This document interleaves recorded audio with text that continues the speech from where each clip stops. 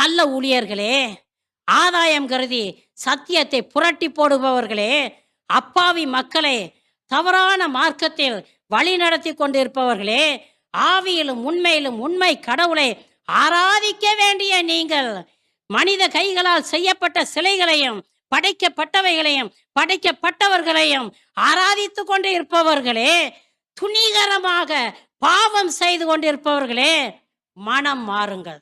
நீங்கள் மனம் மாறாவிட்டால் அழிவது சத்தியம். இனி காலம் செல்லாது. ஆண்டவருடைய வருகை அண்மையில் உள்ளது என்பதை அறிந்து கொண்டு இப்பொழுதாவது மனம் மாறு. ஆண்டவருடைய பாதத்துல மண்டி எடுங்கள். ஆமென். ஆமென்.